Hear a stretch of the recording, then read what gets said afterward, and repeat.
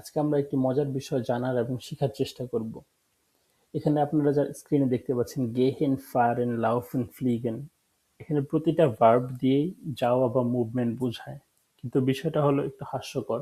যেমন গেহেন বলতে শুধু পায়ে হেঁটে যাওয়াকে বোঝায়, ফারেন, লাউফেন এবং ফ্লিগেন তিনটা বিষয় একটু ভিন্ন। যেমন ফারেনের ক্ষেত্রে হলো যে কোনো ধরনের ট্রান্সপোর্টেশন, এটা হতে পারে বাস, ট্রেন, কোনো আপনার যদি বাইসাইকেল থাকে তাহলে বাইসাইকেল অথবা অন্য কোনো যানবাহন।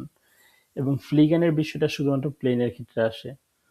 তো ফর এক্সাম্পল কেউ আপনাকে জিজ্ঞাসা করলো বুগিস তো হিন, তখন আপনি বলবেন যে ইক গে হে নাক হাউসে। যদি আপনি আপনার বাসায় পায়ে হেঁটে যান তখন হবে ইক গে হে নাক হাউসে।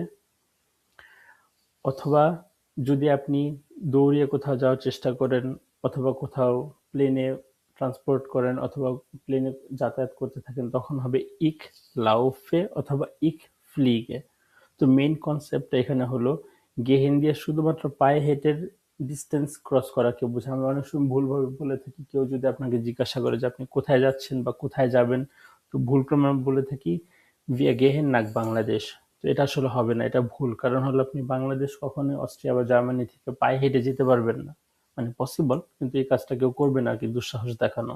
তো সেক্ষেত্রে বিষয়টা একটু ছোট সিলি বিষয়, মাথায় রাখার চেষ্টা করবেন। গেহিন বলতে শুধুমাত্র পায়ে হেঁটে যাওয়াকে বোঝায়, ফারেন বলতে যে কোনো ট্রান্সপোর্টেশনকে বোঝায়, এবং ফ্লিগেন বলতে ফ্লাই করাকে বোঝায়। এবং প্রতিটা ক্ষেত্রে ই গেহে নাক হাউসে, ইক ফ্লিগে নাক বাংলাদেশ, ইক লাউফে নাক হাউসে।